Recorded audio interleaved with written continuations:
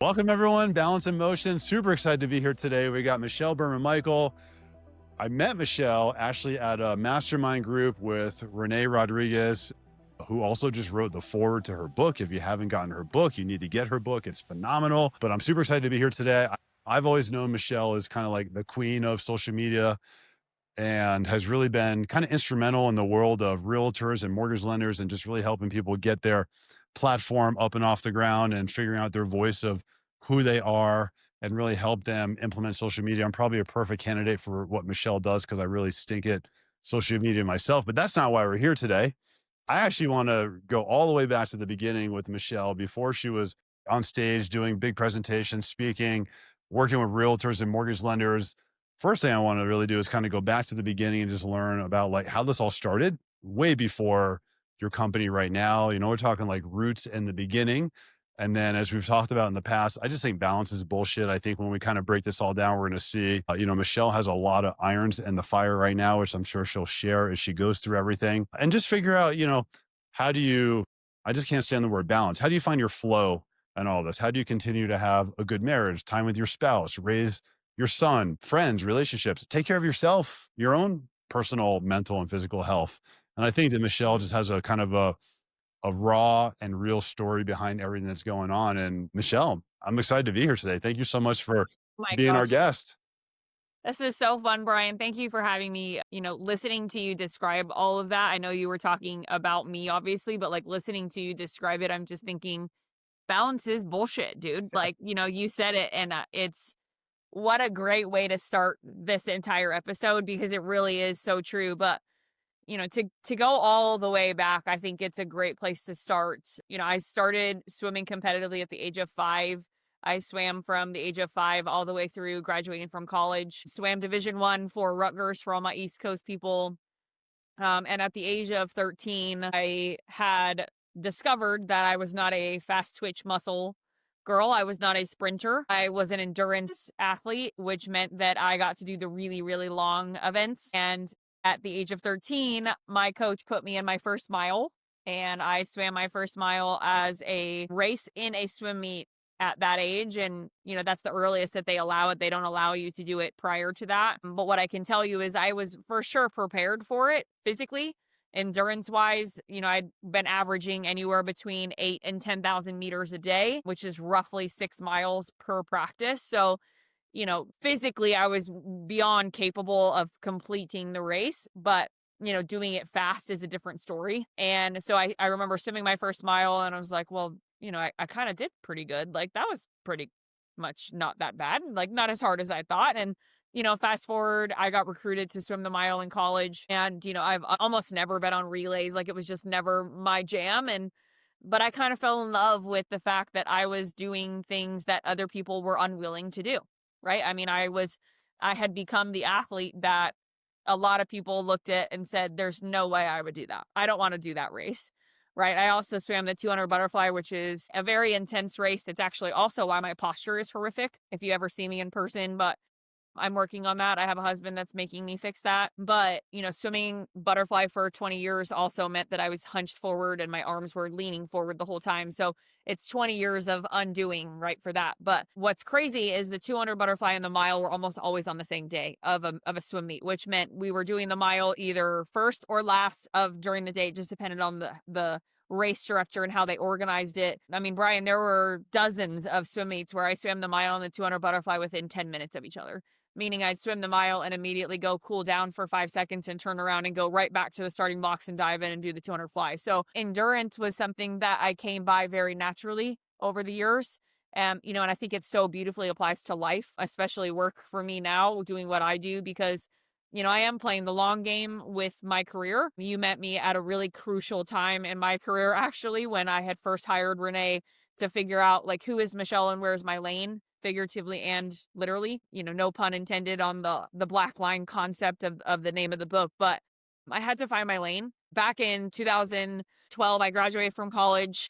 I graduated with a degree in journalism and media studies and a double major in psychology. And I remember graduating, and on my actual graduation day, I told my dad, I'm going to write a book someday, Dad. I have no idea what it's about or what it's going to be about. I don't know what I'm going to say. I have no freaking clue. I just know I'm going to. And fast forward to, 2025, we made that happen, which is really cool, right? 13 years later. But, the story goes, and I'll leave you with this, and I'll say, because I think it's impactful, the number one thing that I took from my athletic career, being a competitive CrossFitter after college and then now being a long distance runner too, the number one thing I always take away, and I feel like it's so parallel to life and to business, is every day when I go to bed, I ask myself, did I do the best that I could today for the people that matter to me today? Right? Meaning, like, if I go to bed at night and I say, I loved my clients. I took care of my son. I told my husband I loved him. And I was a nice person to my team that I get to lead and have the pleasure of leading. Then I can put my head on my pillow at night and just be like, I did a good job today. And that stems from my dad telling me after every race, Michelle, was that the best you could do? And in the book, I'm sure you've now read this, Brian, right? But like, my dad used to always ask me at the end of literally every single race, he would say, Michelle, was that the best you could do today? Or honey, was that the best you could do today? And it used to piss me off, the question, because in the moment I would be like, Dad, didn't you just see me get dead last? Or Dad, didn't you just see me win? Or like, didn't you just see me die? Whatever it was. And he would always ask the same question. And I had no idea how much it would impact my life, 30 years later. But what a beautiful way to look at life and my career and say truly every day, was that the best I could do today? And if it wasn't, then the only person I get to blame, meaning like how I treated you or how I treated a staff member, or how I treated, somebody that did something and messed something up, right? I still have to ask myself that question. And I think it's made a big difference in my everyday life I love it. So for so sure. going back to what you said before and just thinking about like how this started, especially with endurance. First of all, starting 5 years of age with swimming. I was a swimmer as well. 400 IM was my race. And so I can relate to what you're saying. But, you said, this is difficult. Not everybody does this. I always like to ask, when you're younger, how these lessons translate from when you're younger to older. I mean, you clearly, most women have a very high tolerance for pain, higher than men usually. And I always wonder, is it a high tolerance for pain that you've had? And even moving into this world of business where you're just, forcing your way through, is there a level of stubbornness? Is it a combination of the two? A little bit of everything. How do you feel like when you started as a competitive athlete at such a young age, how you pull that into your daily life now?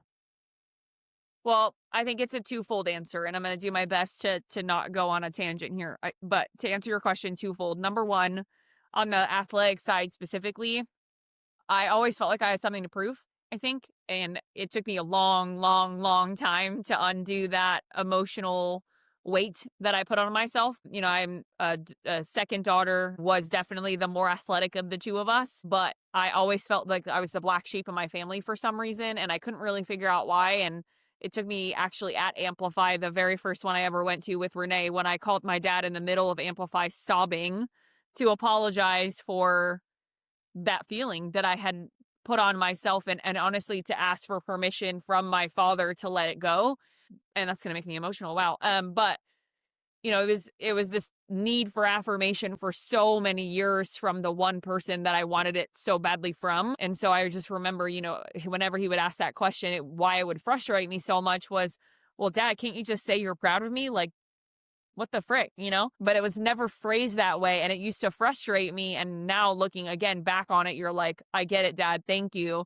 And that's pretty much what I said to René, or I'm sorry, to my dad after being at René's event, when I called my dad on René's stairs in his home to cry my eyes out to my dad. So I think number one for me, pain tolerance, no. Determination for affirmation, yes. And fast forward to on the business side for me, I just don't have a backdoor in life, right? And I always knew that I was going to be an entrepreneur from a very, very young age. I knew I didn't do well with having a boss, right? And even my first corporate job only lasted 6 months before I realized not only could I be a better human, but I could take care of clients better.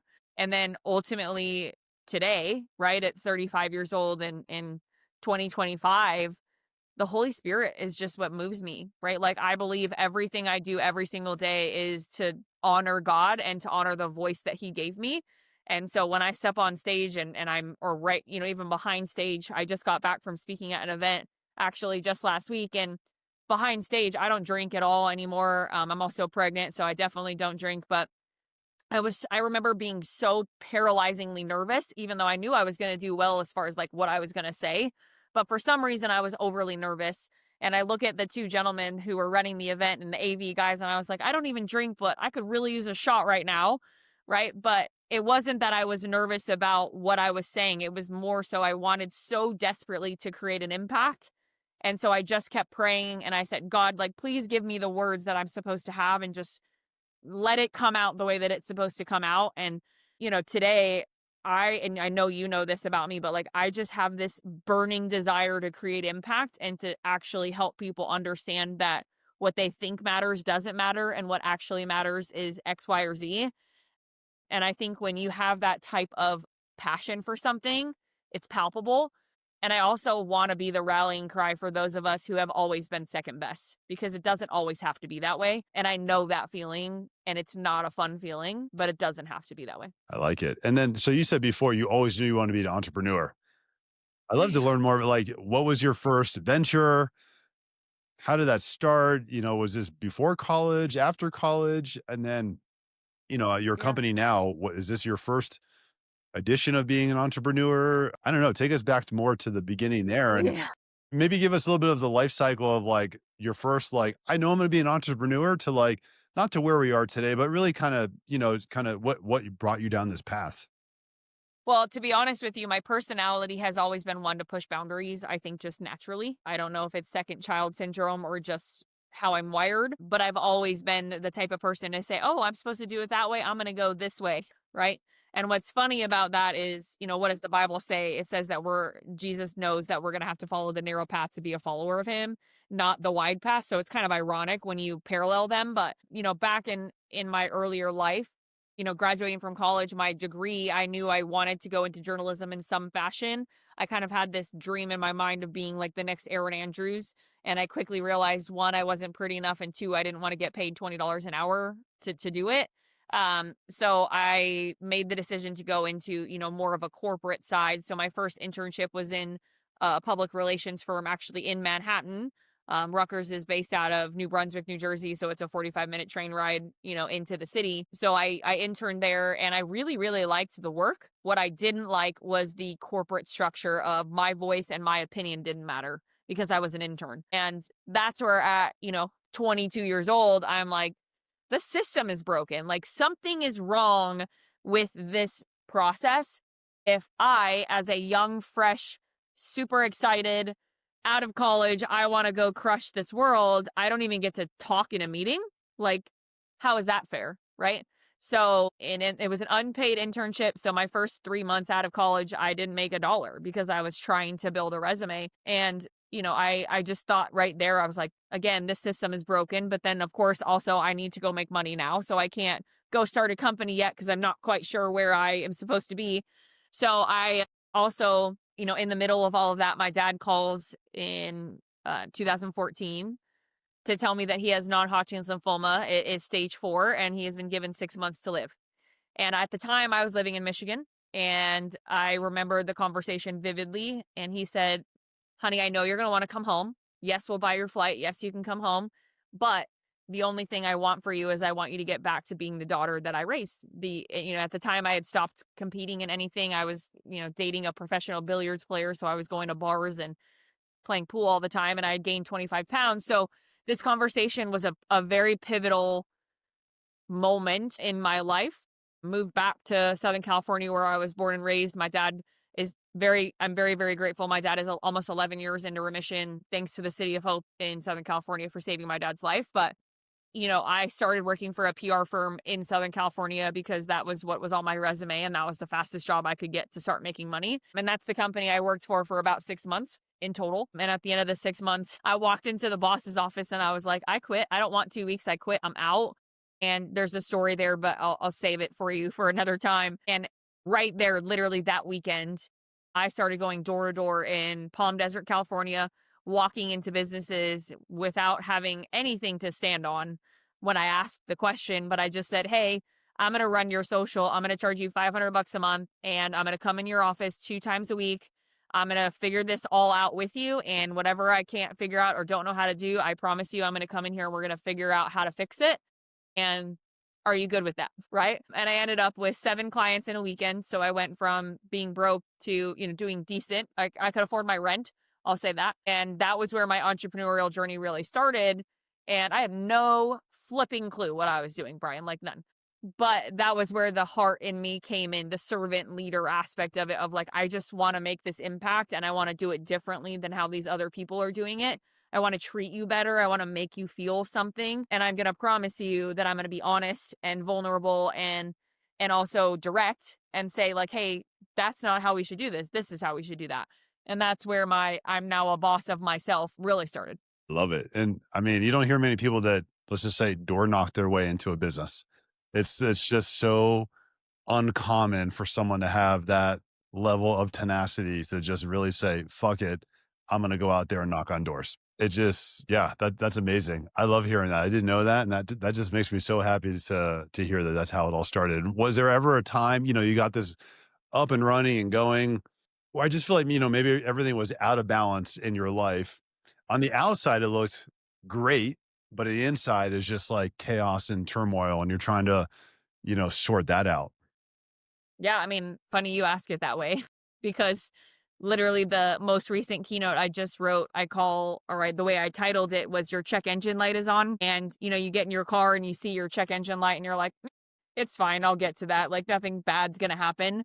But under the hood, something is broken. Right. And the best way to tell you the story is in 2019, I'd been an entrepreneur now at this point for almost 5 years, had done pretty well, bought a house, had really built a life that I was super proud of at the time. And I met my husband in our local Olympic weightlifting gym where I was training at the time. We met and got married 2 months to the day after we met. So we got married literally 2 months after our first date at the courthouse. We just said, fuck it, right? Like we love each other and we want to be together and we were going to fail forward through that. And I don't recommend getting married 2 months after you meet, but 7 years later, we have an amazing 4-year-old and another one on the way. But what I can tell you is on the surface, my life looked real good, right? Like everything I was just so grateful for the career that I had built, the influence I had started creating. Now, mind you, I was nothing in 2019 compared to what I am today. And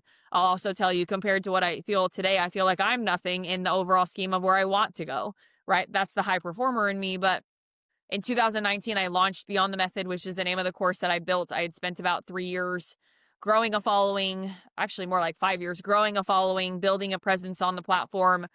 Everything was very Canva template-y because that was kind of the thing at the time.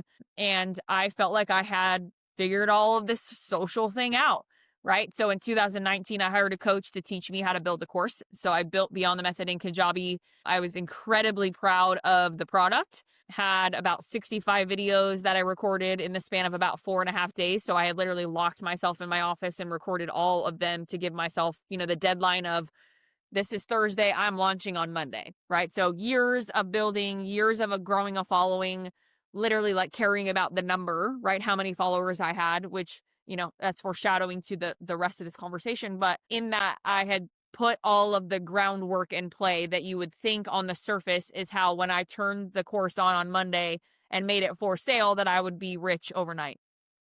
Well, when Monday happened and I hit live, I remember I was like, babe, we're going to go out to dinner tonight. We're going to wherever we want to go. This is going to be awesome. And I'm super excited. Turn it on. Right. Well, when I turn it on, literally nothing happened. Nothing. Hardly any website clicks. By the end of the day, I still hadn't made a sale. 2 days later, I finally got my first sale. And the only reason he said yes was because I gave him 25% off to make him say yes. And at the time, it was only like a $497 product. And so I didn't make a whole lot of money. It certainly wasn't taking us out to dinner. Right. And I just remember thinking shit, man, something is broken. Right. On the outside, I've done all the things. I've done the followers. I've done the engagement. My content gets a lot of traffic, blah, blah, blah. But under the hood, it wasn't working. And now I took some time off. I really spent some time in myself internally. I spent some time in my systems and I spent some time just studying the platform and figuring out what had gone wrong. And what I discovered was that I had been attached to this virality aspect of how many followers do I have? How many likes am I getting? And basing my ability to generate ROI off of those things. And what's funny about that is that's the 50-meter freestyle. If you're familiar with swimming, which I know you are, the 50 free is this virality thing, right? It's like this fast, flashy event. It's 20 seconds. Everybody wants to watch it. The audience in the natatorium is packed full. Nobody leaves for the 50 free.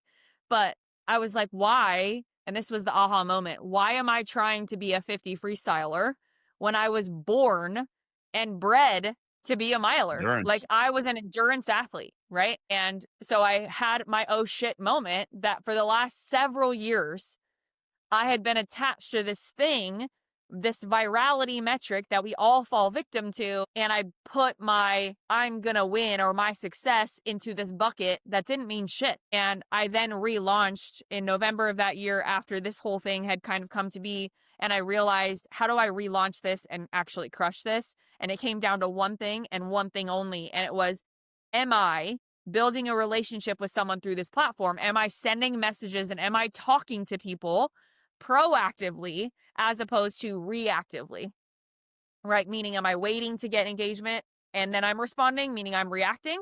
Or am I saying, hey, Brian Manning started following me. I don't know who this guy is. I'm going to go look at his content, try to connect with him. And then here's the key, find a bridge between him and someone I don't know, right? Him and someone I do know, right? Who knows Brian Manning that I already have a relationship with that can be the bridge builder between me and Brian? And when I figured that out, I relaunched in November, right around Black Friday. I made $14,000 in 48 hours. And I was like, holy frick. Like I figured it out. And it was so simple, right? But yet so overcomplicated. And it goes back to in the overall scheme of social, right? It's such an overcomplicated topic, but it comes back to successful people do and are willing to do the things that unsuccessful people aren't. And I was willing to build a relationship with every Brian Manning that came across my platform and do the homework, do the legwork to go find a lever that could connect me to him that turned into, a 7-figure business in 2025. But it didn't happen because I was attached to anything related to a metric that I was consuming. That's amazing.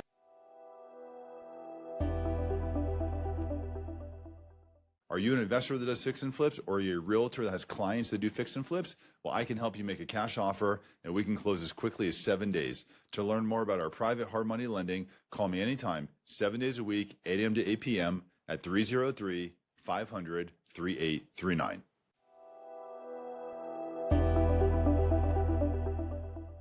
And at the time, let's just say like you were restructuring, which that's a great story, by the way. Were you burnt out at that time? I mean, it seems like, you put so much into, you lock yourself in your office, you make these videos, you're fucking amped, you're ready to go. No sales. I mean, it's deflating. There's no way around it. So how do you then handle this level of burnout? And you're a high performing person. So you're also then trying to make these changes, learn and push. And you're just, inside, you're probably crushed mentally. It's hard to endure through stuff like this, at that time, or even at this time, because, reality is you're probably still dealing with some other version of this right now. How do you handle the burnout? Like, what's your go-to there? I actually think, for me, and I'm going to speak freely here, being a mom, having a 4-year-old that I would do anything for and never want to miss a game. My son plays t-ball right now, and I am just like, I'm the mom up in the fence with my phone, like making sure I can see him. Like I want to be in charge of snack duty. Like I love it, right? I love being a t-ball mom. And it's going to be some other sport where we start soccer in the winter indoor. And I'm just like, it doesn't matter what the sport is. I'm just a sports mom and I love being a boy mom. And ironically, I'm having another boy. So I'm like, yes, team boy mom for life. But, I think at that time, I didn't give myself an excuse to be burnt out. And I read, you and I have nerded out about this, but the book High Performance Habits by Brendon Burchard, the best book other than Good to Great by Jim Collins, probably being number 2. And I would say Amplify Your Influence being number 3. 3 incredible books. High Performance Habits being the very first true book I ever read on business. I read that year in 2019, and I started listening to Brendon's podcast, and I would go on my walks and listen to him. And I just kept saying, I was like, I don't have an excuse to be tired right now. I am, how old was I? 29 years old. Not didn't have kids yet. Like, I got to work out 3, 4, 5 hours a day whenever I wanted to. I worked from home full time. Like, if you say you're burnt out at that point and that's your life, that is also bullshit. Right. So I think for me personally, where the burnout has happened has honestly been more recently. And I'll tell you, this story, part of it, but last year in 2024, my husband and I had been trying for about almost 2.5 years to have baby number two. And unfortunately, we had a very traumatic miscarriage that took me through about 6 to 7 weeks of doctor's appointments and bazillions of blood tests and just horrible, like back to back to back feelings and things that were happening.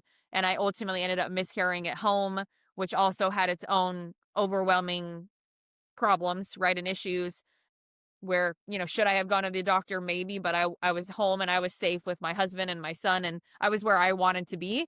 But in that moment, you know what, Brian, like if I'm candid with you, I wanted to hang it all up. I was so tired. I'm going to cry, but I was so tired of trying to matter to a world that didn't give a shit about me. Right. And it was in that moment where I'm like, nobody cares. Like, and people did care, right? It wasn't that they didn't, but how I internalized it was nobody cared. And it had been a hard year for business in general, right? The mortgage industry last year was not a great year to be doing mortgages, as you know. And there were other challenges running a company that served the mortgage industry. Now we made payroll, right? But we were certainly not making money. And it was an interesting time. And when I was in the middle of this miscarriage, I thought to myself, like, I just don't care. Like, the only thing I care about is my son and loving my husband, right? And we had just gotten done reading 2 chapters, Deuteronomy, and then the second version of it, talking about marriage and what Jesus says about divorce and all of that. And, we're avid studiers of the Bible. And what's crazy about that is I looked at my husband and I said, I'm just not willing for work to be the thing that comes between me and you ever, because we just lost a baby. Like, that matters so much more. Right. And so at that moment, my husband was still working for the Army. So he was still going into the office on base every single day, leaving at 5 a.m., coming home at 4 p.m. every day. I was pretty much raising Knox by myself all 3.5 years leading up to this. I had pretty much been a relatively single mom during the week. Right. And not to his fault. He didn't want that, but that was just the life that we were in. And I looked at him and I said, I don't want that to be our life. I don't want work to matter more. I don't want money to matter more. And so we made a commitment to each other that he was going to quit his job and he was going to come and work from home. He was going to build his own company. And our goal was to retire him by the end of 2025. And we retired him in May of this year. So what an amazing opportunity to be able to have more time with my spouse, because at the end of the day, what really matters is me and him, right? Because if me and him are not okay, I'm not a good mom. If me and him are not okay, I'm certainly not a good leader, because if we got in a fight downstairs and we come upstairs and I got to be on a coaching call, you don't think that that's coming into the coaching call? If we got into something, then I'm going to go on a run, and it's probably not going to be a good run. It's going to be what I call rage runs, right? Which are not good for anybody. So, the burnout really for me came from a moment of there was an alignment issue overall with how much time I was working, how much time he was working. I was resenting him a little bit for being gone for so long every day, and me having to not only be the financial backing of the family, but also raising our kid. So, there was a lot. There was just a lot. And, miscarrying on top of that. I don't know if anybody's ever experienced miscarriage or loss listening to this, but there is nothing that will test a marriage more than that. Yeah. Nothing. Listen to this. Before we got on, we were talking about just like how hard it is. You have so many irons in the fire all the time of your business, your son, your husband. I am curious to hear what's your thoughts on the level of communication you have with your husband and how the impact that has on your life, and how if balance doesn't exist and everything is just chaotic all the time, how that pillar right there is the most impactful to you. And you don't have to answer this if you don't want to, but if you do, it's okay. How has that changed? You got married quickly. You started your business. There was, you made this kind of shift in your business. Have you seen a change in your marriage as well? Has communication changed? Have you found it to get better? Knowing everything's just always out of balance. Really, I guess my question is, how does communication in your marriage impact everything? Because it sounds like I that, mean, like, it's shift that was a, like, giant shift for you there, which is incredible. I think a lot of people don't have that. I think a lot of people struggle. There's just a breakdown in communication. Just like you said, if the breakdown is there, everything is fucked. I don't know how else to put it. I mean, There there's is no no other way to easy way say it. to That's say a that, you know? that's a beautiful way of saying it, Brian. Honestly, I couldn't have said it better. But what I can tell you, how do you manage the communication? And what I can share very candidly, and I am very happily married. We have been married almost 7 years, and but just like every marriage, there are ups and downs, and there are twists and turns, and there are moments where you're like, are we okay or are we not okay? Are we just coexisting in this home? Are we just friends that are raising a baby together? So we like think we like each other, but we're not really sure. We're having sex because we're supposed to, but like, do we love each other? Like all of these questions, right? And I remember, and I'm very candid, right? When you're on the road, you have opportunities to do things with other individuals that you shouldn't do, right? And I've never fallen victim to that, but I have watched it happen. Right? I have been at events, I have watched it happen right in front of my face to someone who I know is married and probably pretty happily married for the most part, but we're on the road, right? And I don't travel nearly as much as most. I have the commitment to my family and to myself that I'm not going to do that. So I've learned to say no to things, even though some of them I don't want to say no to, but I just have to, right? So I think that the big moment for Dave and I remember saying to him, you know, lust is a real thing. And I was in the middle of this conversation with him, actually, after coming home from church, ironically. And I said to him, I said, lust is a real thing. And he was like, what are you talking about? And I was like, I mean, it's a tempting thing that happens all the time because you're out and about. Someone gives you affirmation about doing something good. You see someone, none of us are blind or deaf or dumb. Some of us are dumb. Some of us might be blind and some of us might be deaf, but usually not all three of them at one time, right? So we can see other humans and we can tell, hey, that's an attractive man or hey, that's an attractive woman. Like we're not, immune to that. And so when I said that to him, he said, what are you talking about? And I just said, like, I think that we need to have a conversation around how we treat each other when we are together because I don't feel like I'm getting that from you. I feel like I get more of that from men that I don't even hardly know, right? And I don't want that. I want you to be that person. Now, the context there, it matters. My husband is a medically retired Green Beret. So anybody who knows Green Berets, they don't really have a whole lot of emotion. And as someone who, from my story and my background, you guys hopefully are picking up, I'm a words of affirmation person. That's my love language. And so when you don't get that in your marriage, and that's your love language because the person you married isn't that way, things have to change, right? So there's communication that has to change, right? And this meaning like how I get what I need I have to reframe it, and how he gets what he needs has to get reframed. So that was a really, really bad conversation, Brian. Like, I'll be honest with you, it was a 3-4 hour, like, things are getting heated. We put Knox in his room to go play because we're having this conversation and we're like, we need to get through this. But what a huge, huge shift after that. Because I was willing to say something that made him really uncomfortable, but at the same time made me feel heard and seen. And now fast forward to today, right? That was several years ago, but fast forward to today, right? Being the breadwinner of the family as far as the financial side. And, little arguments like, hey, why did we just spend $175 on Amazon in one day? Like, what did we buy? Right. And those types of little conversations, they weigh on me, right? Because it's like, hey, I just went to an event and was gone for 4 days and trying to support our family, come home and there's a shit ton of Amazon on our island. So like, what is happening, right? Like little things like that get you off balance. So I think two things. One, you have to be willing to have really, really hard conversations with the person that you love. But more importantly, more important than any of it, I think, and you know this, having a supportive spouse, our careers are really, really challenging in general, right? Being in the mortgage industry is not for the faint of heart. running a company that serves mortgage and real estate and sales professionals or really entrepreneurs in general is not for the faint of heart, especially when you start every single month with a P&L that's usually in the red, right? I told you offline before we started, the very first month I ever started in the green ever in 11 years of being a business was in October of 2025, ever, right?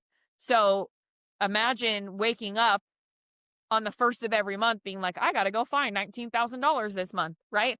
It's such a heavy burden that is not talked about. And so I think having a supportive spouse, having someone that can say that you can also bounce ideas off of and also give you critical feedback even if you don't like it, because I'll tell you a lot of the feedback my husband gives me I don't like, He's a but it's Green Beret. also You're not, that's how that goes. I'm not gonna get a good one, right? But, like, I'm not gonna get good feedback, I'm gonna get critical, "How can we fix this plan?" feedback, which I love him for very much, but it also is frustrating, right? Because 'Cause you're like, "Shit, just shut up and say you love me, like, darn it." But the reality of it is the supportive spouse goes untalked about because most of the spouses I know of, unfortunately, do not fit that bill, right? So and I hate that it breaks my heart to say that out loud, but it's just reality, and I think you know it too.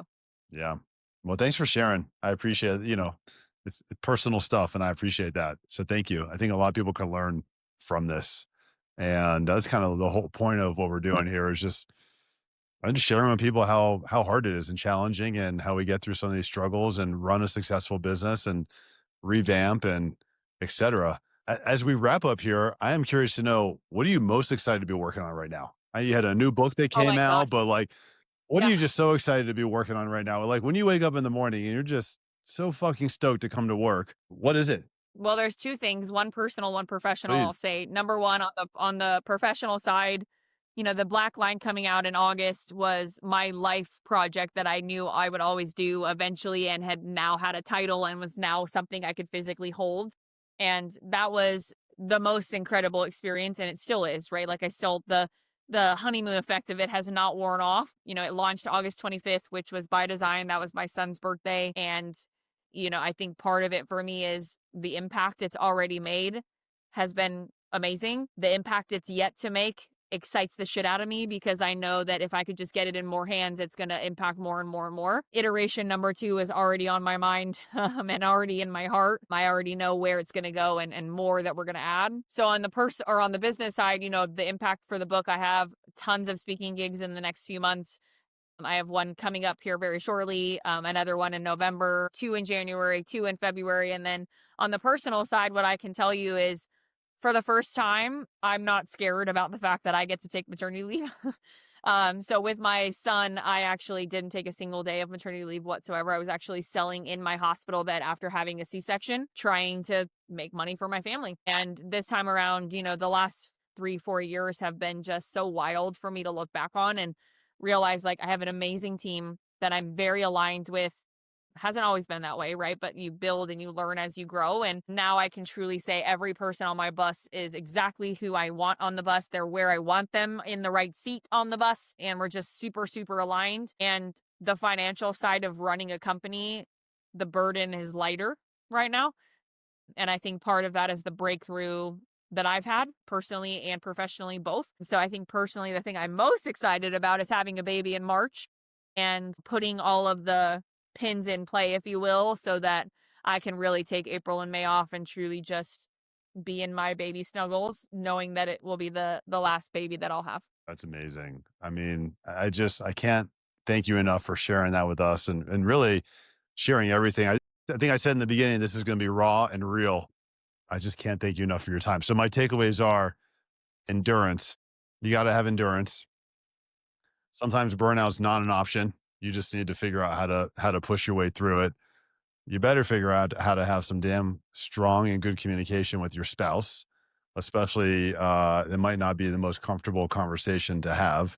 And I actually think the we didn't talk about this, but I think the takeaway there is that also helps you have better communication with your team as well, if I had to guess, because when you can talk with your spouse about uncomfortable stuff that's really important, that probably is very helpful and impactful to the relationship. I can only imagine that that really translates over to communication with your team as well. So, Michelle, we wish you the best of luck with your baby coming up, and I hope you have Thank an you. incredible healthy birth. And I hope everyone is healthy. And I hope you get a wonderful 2 months off. I think everyone agree. You've certainly, I hate the word deserve. None of us deserve anything. You've earned your way into it for sure. And thank you so much for your time. It was really great to have you today. Thank you. Thank you for being a safe space for me, Brian. I You're appreciate it. welcome. Talk with you soon.